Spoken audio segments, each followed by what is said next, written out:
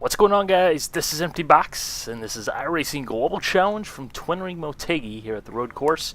25-minute sprint race, and yes, that guy starting in second position is the same guy from last week who was leading the race and wrecked out of it. The same guy who at Sonoma a week prior to that got rear-ended by a Kia. We were pretty much about the same speeds, it seems, this week. I started on pole by about 0.3 of a second, but it was one hell of a lap I put in. I'll put that in at the end. Wait for the lights to go green.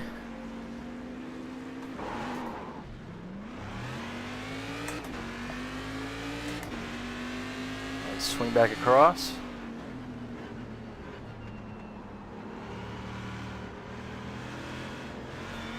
Looks like he was a little over-aggressive there.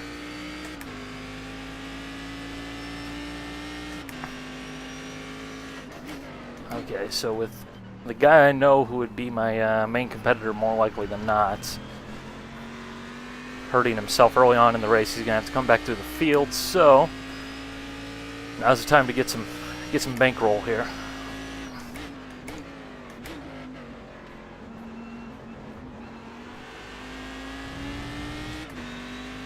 Just need to focus on working the gap, getting that up there.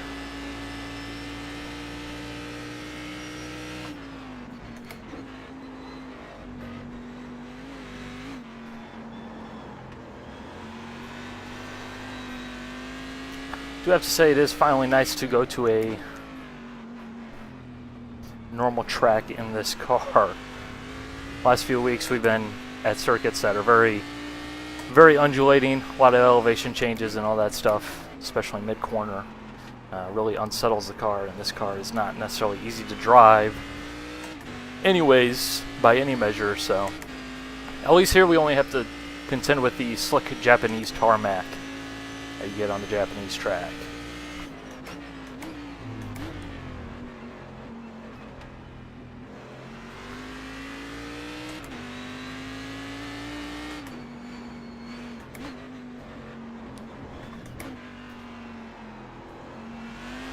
But compared to something like Oran Park, I will gladly accept this challenge. It's definitely a lot easier to manage than elevation changes all over the place in a car that really does not like elevation changes.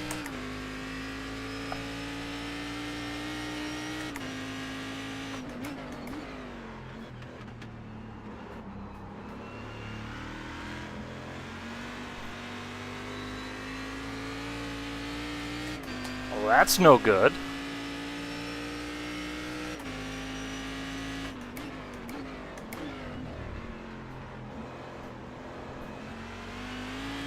Hopefully that didn't cause any issues down the field.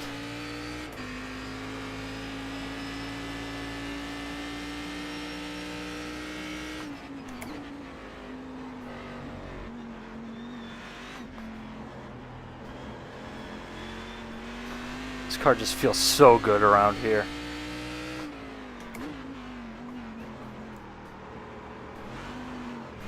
Except for that corner, but that corner is exceedingly difficult in any car. It really feels like the car just always bottoms out there and it just kind of skates on the under tray.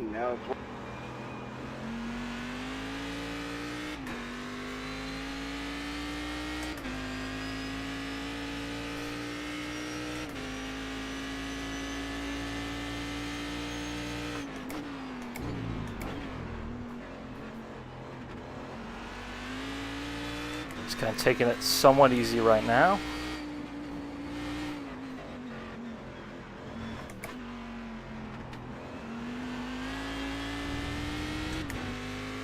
That right there is a very difficult section, pretty much the only exceptionally difficult corner on the track, except for maybe that a little left-hander before the hairpin.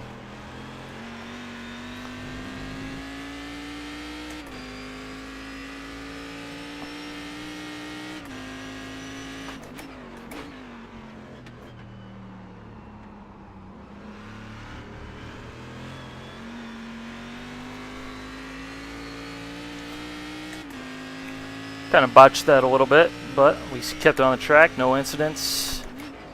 Really doesn't even look like we lost any time. Well, we definitely lost time there because I forgot to downshift one extra gear.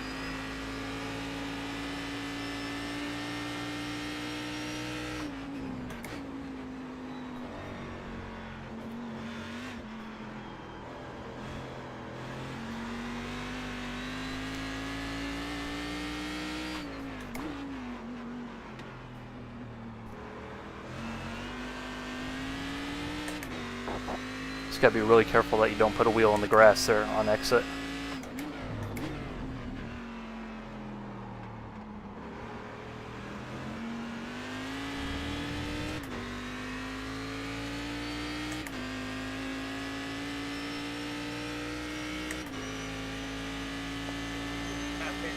Can I make it through one of these, please? That one clear? Stupid Cadillac's turning into me.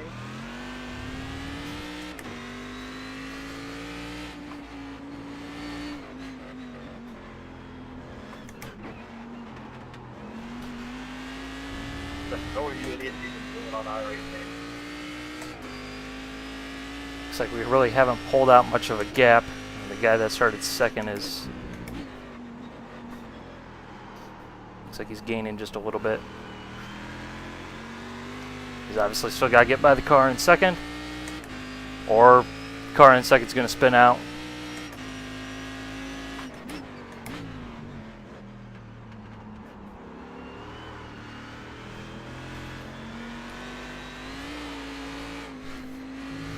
And I'm almost going to do the same right there.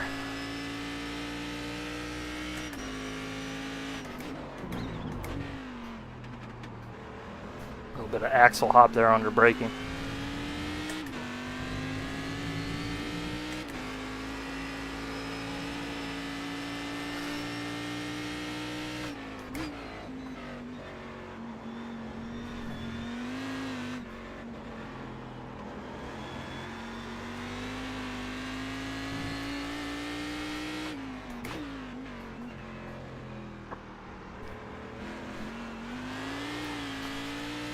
If you have not tried this car yet, you really do need to try this car out.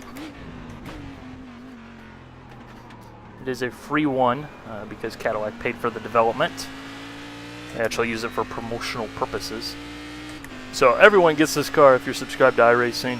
And yeah, it's good fun. Just make sure you get a good setup.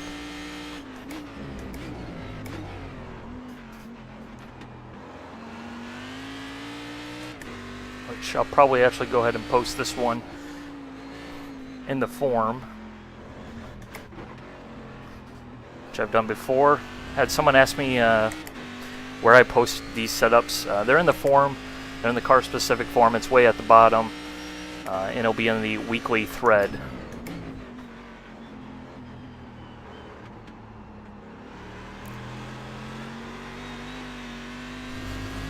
This definitely is a lot easier to drive than the baseline. It might not be faster because the baseline setup, if you can control, is really fast.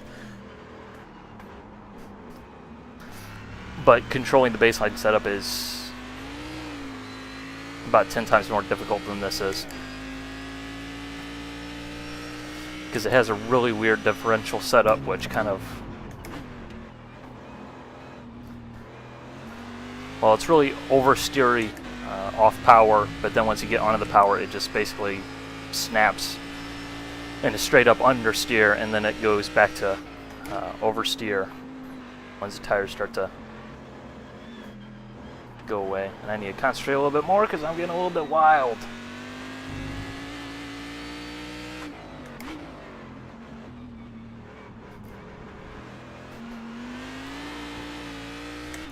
And I do see that I have a 5-second gap, but you spin it, that's still not enough time to really regroup and get back going in the right direction. So, and I'm actually not sure if we're going to actually slap any of the Kias today.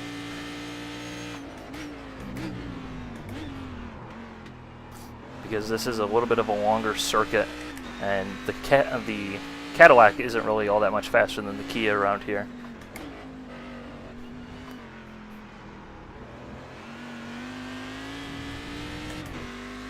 If I remember correctly, I could very well be wrong.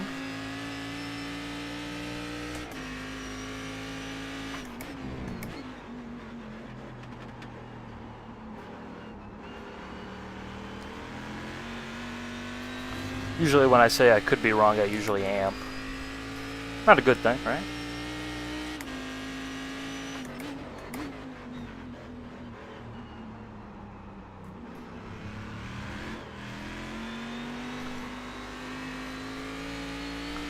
Really would like to keep this incident free though, that way I can get my 84.99 license.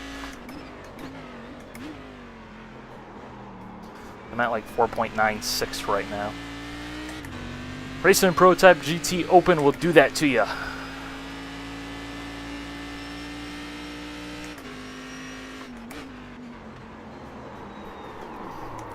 Son of a biscuit. Please don't give me a time cut. Please don't give me a time cut. Please don't give me a time cut. Please don't give me a time cut. Oh, fudge. Now my tires are going to be melting, so I'm going to have no forward grip.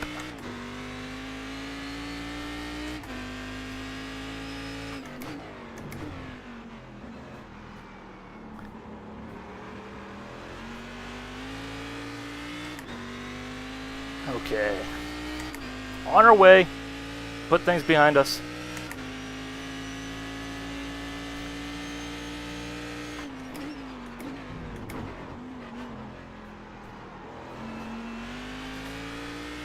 Gonna move the brakes forward 2 clicks.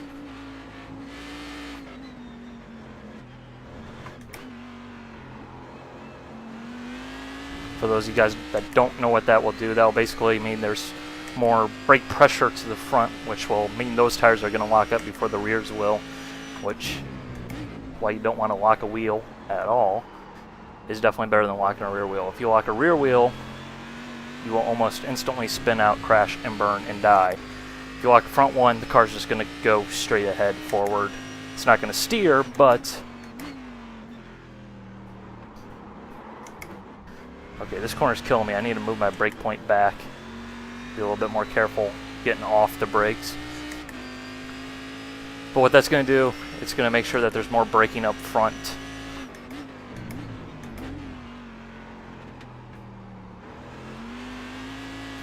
Adds a little bit more stability to the car.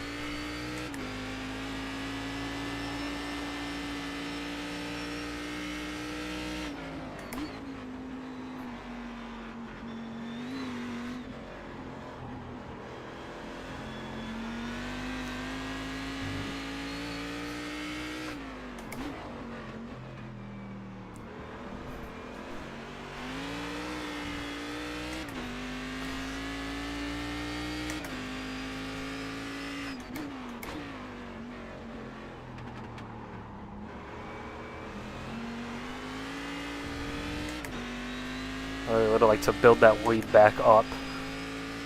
This car is just difficult to drive.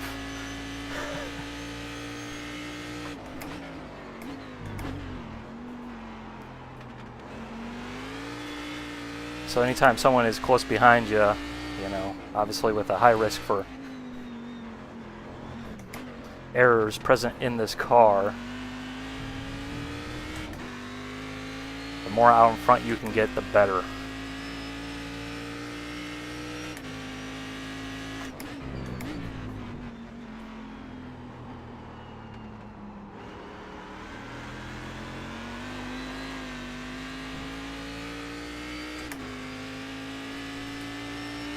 Okay, gonna brake a little bit before the 100.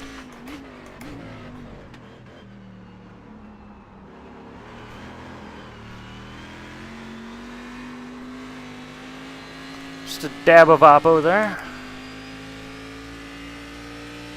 Not the fast way, but the exciting way.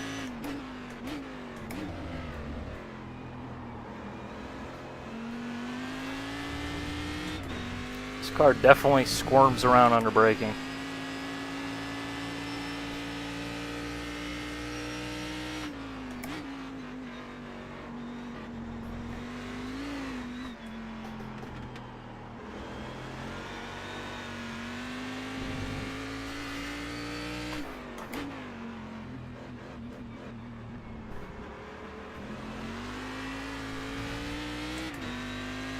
Now, it is definitely difficult to believe that this car is only putting out 470 horsepower. That just doesn't seem seem right at all. So that's comparable with the McLaren, the Ford GT, cars like that.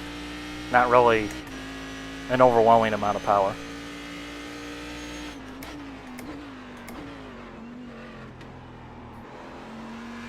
I mean, it's obviously enough, but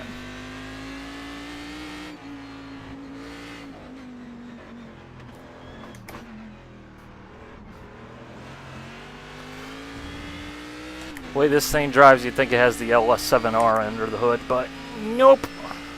I'm actually pretty sure this is a very similar engine to that used in the Corvette C6R GT2, which is a 5.5 liter V8.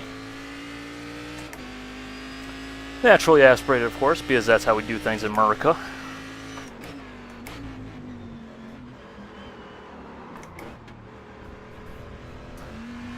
Well, I can pretty much kiss that safety rating gain goodbye, but who cares?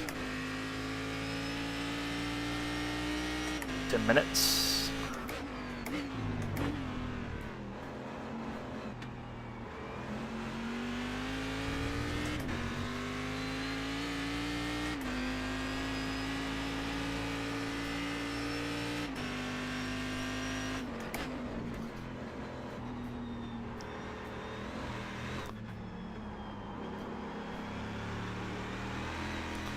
One thing is for sure, I do not make things easy for myself. That is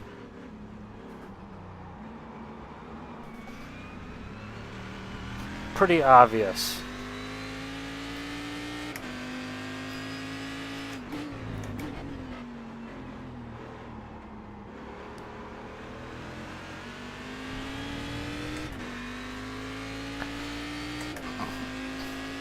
Okay.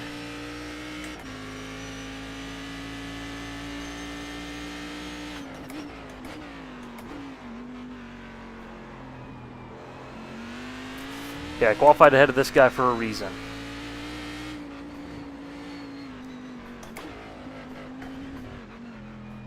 Ain't no reason I can't outrun him. Ain't no reason at all. He's gonna get by me, I'm gonna have to beat myself.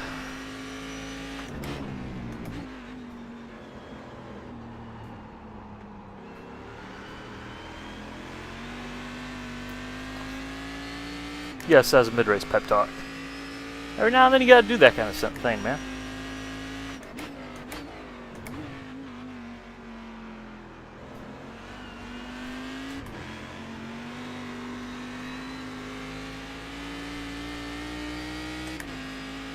That corner is so much fun.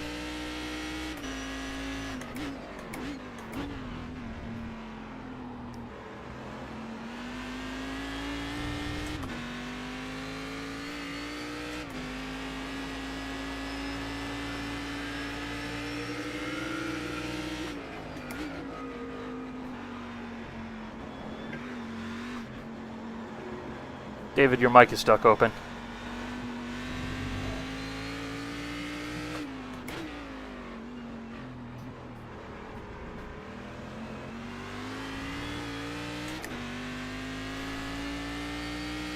Looks like I pulled a little bit. Our old pal back there.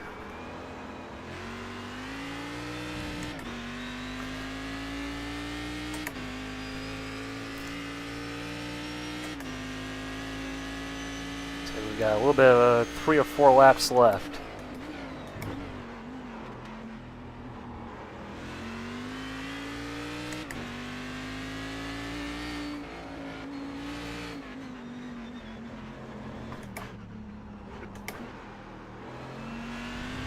Didn't blip it enough. Missed a downshift, but I don't think that hurt us too terribly much.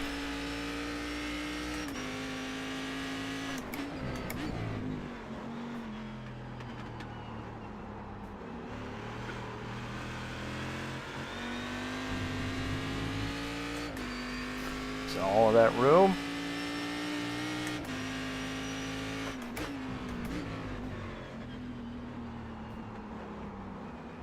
Ah! Same thing. Trying to go too fast through there. The tires are worn off. just isn't going to work. I don't know why I keep doing that.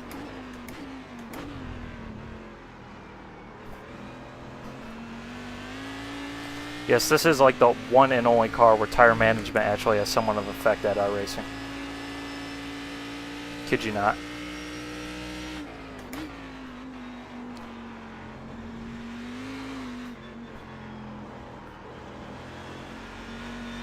It's just so easy to overheat the tires because this car just naturally is a wannabe drift car, so.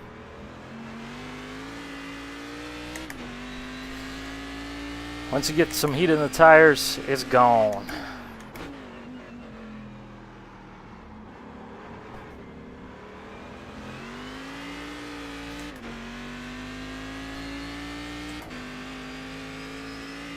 Okay, managed to pull out some more space there, coming up on some Kias.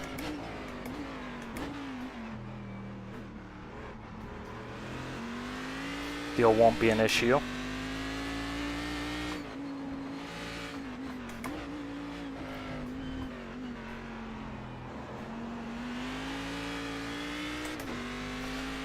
Going back to what I said about the engine in this car being, I'm guessing, pretty much similar to the GT2 C6R.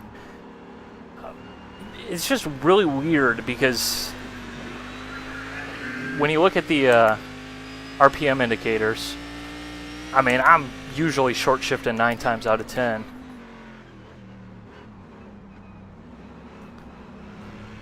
Okay. Okay.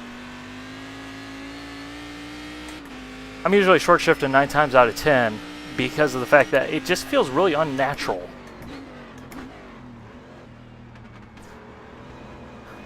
That rev limit is way up there for an engine like this that has really a good bit of torque.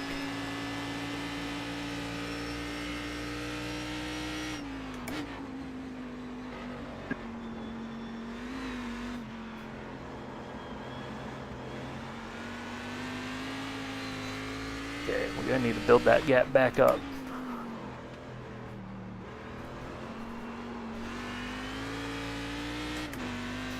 Although it looks like we got a Kia battle going on ahead of us, which obviously we're not going to be able to just break on through and have them get out the way.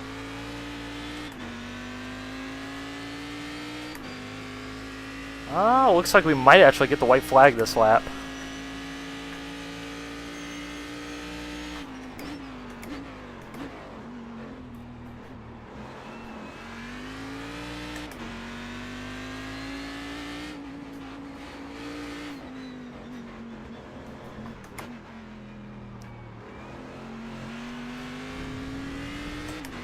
We're gonna get the white flag. No, we are not. So 2 laps left.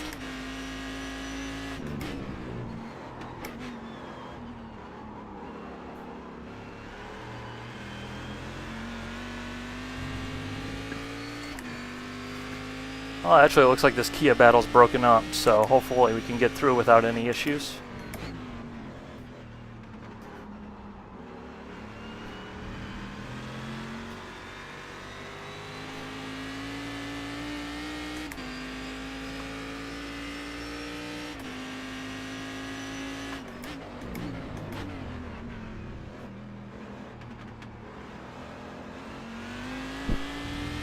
Going right.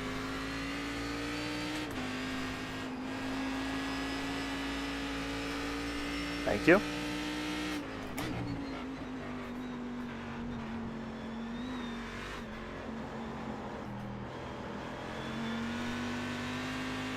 The heat is on.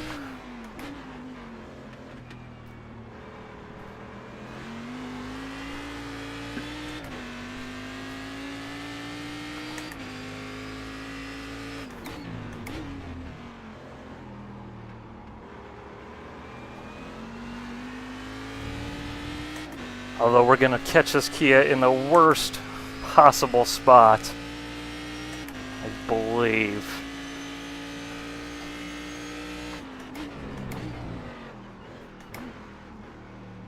Yeah.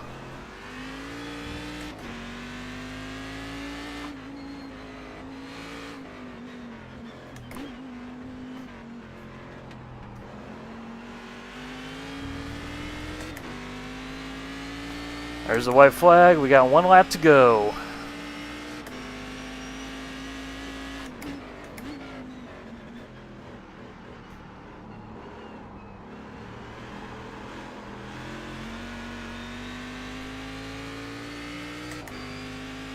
Okay.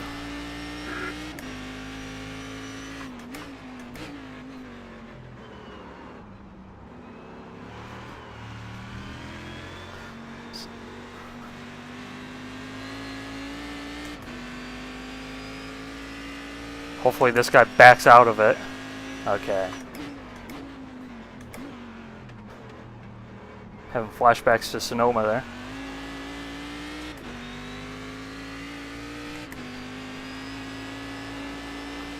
Well, unfortunately the guy behind me, well, unfortunately for him, he got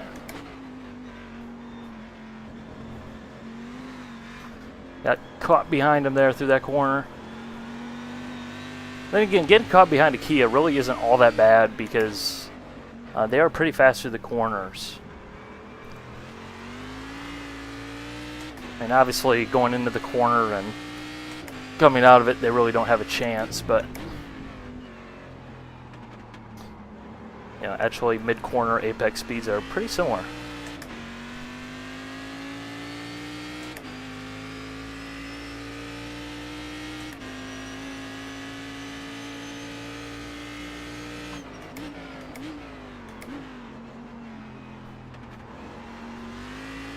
Just a couple more corners now.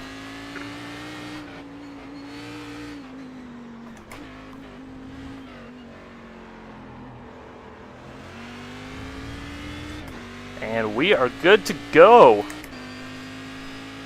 There's another W in the victory books, history books, whatever books. I don't read books because books are boring. Ooh, dinner's on him. Well, that was good fun. A lot more interesting than I was thinking it was going to be when turn 1 unfolded, but that's that. Next week we'll be doing much the same as we continue racing in this series. Not sure where we're going next week because I really don't check the schedule ever because that's would be a smart thing to do. So I'll put that right there on your screen. Hope you guys tune in next week. Yeah, bye.